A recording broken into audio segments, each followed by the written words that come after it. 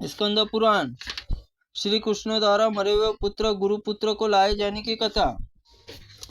यमदूतों की यह बात सुनकर श्री कृष्ण ने दया से आर्द्र होकर कहा, यमदूतों, मैं इन पापियों के जीवों का उद्धार करने के लिए आया हूँ। मैं यह सब यमलोक निवारण स्वर्ग लोक के दाता तुम मेरी यमराज से जाकर कहो। श्री कृष्ण का कथन सुनकर यमदूत बड़ी उतावली के साथ यमराज के पास गए।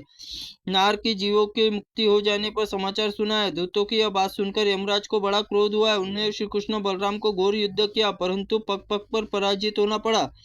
अनंत गोतवास यम के सामने अघोर अस्त्र कालदंड प्रहार किया। जलते हुए कालदंड आते देख बलराम जी लीला पूर्वक पकड़ लिया और पुनः यमराज पर चलाने के लिए विचार किया।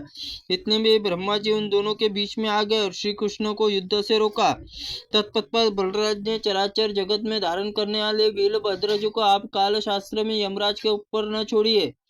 इससे संसार की समानता करने वाला कोई नहीं है। संपूर्ण विश्व का पालन करने के लिए भगवान विष्णु आप सदा ही अपनी गद गोद में धारण करते हैं। भला आपके समान कौन दूसरा है जो संपूर्ण जगत का भार वहन करने में समर्थ हो। इस जगत में सृष्टि पालन और संहार करने के लिए जगदीश्वर उन्हें एकमात्र विश्वनाथ विष्णु को ही आप गोद में लेकर लाड़ प्यार करते हैं। जगत में आपकी स्तुति कर सकने वाला कौन है? कौन आपके गुणों को जान सकता है? हम भगवान विष्णु के नाभि से प्रकट होकर कमल निवासी है, अतः आप सदा ही अंक में रहते हैं। आपकी महान महिमा का ज्ञान कैसे हो सकता है? बलराम जी के इस प्रकार कहकर चतुर्मुख ब्रह्मा ने वासुदेव से कहा कि कृष्ण कृष्ण, आप विकराल काल यमराज पर कृपा कीजिए। आप संपूर्ण विश्व के अधीश्वर साक्षात विष्णु है, नरक समुद्र सब उद्धार करने वाले हैं। जगन्नाथ, आपको यह नहीं जानता कि भगवान आपके पूर्व काल में इस यम पद पर स्थापित किया है। प्रभो काल में पापी पुरुषों को नरक ले जाने के लिए यमराज की नियुक्ति की है। जगदीश्वर पुरुषोत्तम, आप इसे अपराध को क्षमा करें। भगवान यमराज आपको अपराधी है, इसे आप जो कुछ कहना चाहती है वह कहिए। ब्रह्मा जी की यह बात सुनकर श्री कृष्ण ने कहा, पितामह सुनिए, मेरे गुरु सांदीपनि का मुनि का पुत्र यहाँ लाया गया, उसी को लिए मैं यहाँ आया हूँ। अपने श्रेष्ठ गुरु को गुरु दक्षिणा के लिए बालक सौंप दीजिए। हम दोनों ने प्रतिज्ञा कर ली है, उसका पालन करवाइए। यह सुनकर ब्रह्मा जी युद्ध में हारे हुए यमराज को बुलाकर कहा, हे विष्णु स्वरूप श्री कृष्ण, जो आज्ञा देते हैं उसका पालन करो। यह सुनकर धर्मराज ने सांदीपन मुनि के पुत्र श्री कृष्ण सेवा में अर्पित कर दिया। गुरु पुत्र को पाकर प्रसन्न श्री कृष्ण ब्रह्मा जी से कहा, ब्राह्मण आज्ञा से लेकर उज्जैनी मेरे चरणों के चिन्ह जो अंकपाद नामक स्थान है, वहां मरे हुए मनुष्य यमराज का दर्शन नहीं करेंगे। महाकाल में उत्तर भाग में पुरुषोत्तम विश्वरूप गोविंद शंकर द्वारा केशव इन 5 विग्रहों में कुश स्थली दर्शन करने से नरक नहीं जाएंगे। इस प्रकार मेरे बलराम जी के आने से नरकों में पड़े जीव घोर नरक से मुक्त होकर सबके सब दिव्य लोक प्राप्त होंगे।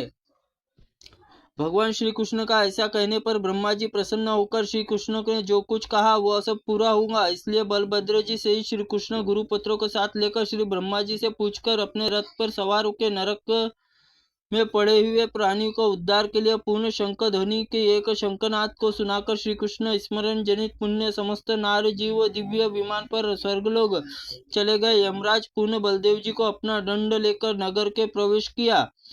ब्रह्मा जी अंतर ध्यान हो गए। तदनंतर बलभद्र जी श्री कृष्ण शीघ्रगामी रथ पर उज्जैनीपुरी आए, वहां गुरु के पुत्र को समर्पित किया। इस प्रकार वहां हुए सांदीपनि मुनि के पुत्र को देखकर समस्त नगरवासी वहां पे राजा बड़ा विस्मय हुआ। उन्होंने श्री कृष्ण और श्रेष्ठ बलराम देवता मानकर पूजन किया और शंकी विश्वस्वरूप माधव चक्री ये 4 भगवान विष्णु के क्षेत्र है। 5वां अंकपाद नामक क्षेत्र है, इसमें यात्रा करने का क्रम बतलाऊंगा। मंदाकिनी स्नान करके बलराम श्री कृष्ण का दर्पण, तत्पश्चात शंखों द्वारा तीर्थ में स्नान करके पूर्ण वहां दोनों का दर्शन करके उसी कुंड में स्नान करके गोविंद की पूजा करे। फिर चक्री और शंखी भगवान दर्शन करके युगल अंकपाद चिन्हों का दर्शन करके वहां विश्वरूप दर्शन करे। विश्वरूप के आगे करी कुंड विविध पूर्व स्नान करके पश्चात पूर्वत बलराम श्री कृष्ण का दर्शन करे। तदनंतर पुनः कुंड में स्नान करके गोविंद जी की पूजा करे। उसके बाद चक्रधारी श्री कृष्ण बलराम जी का दर्शन करे, केशव के समीप जाए और शिप्रा जल स्नान करके मनुष्य भक्ति पूर्वक केशव में पूजा करे। फिर वहां से अंकपाद लौटकर रात्रि व्यतीत करे। प्रातः काल स्नान आदि पवित्र होकर वहां पर उत्तम व्रत का पालन करने वाले 5 ब्राह्मणों को भोजन करवाए। जो पुरुष द्वादश उपवास करके चंदन और पुष्प धूप और तथा भांति भांति नैवेद्य अंकपात जी पूजा करवाता है, वह जो श्राद्ध करवाता है वह सदैव वैकुंठ धाम निवास करता है। त्रुटिपूर्ण वाक्य के लिए भगवंत आप हमें क्षमा करें। ओम नमः शिवाय नमः। ओम स्कंद पुराणाय नमः।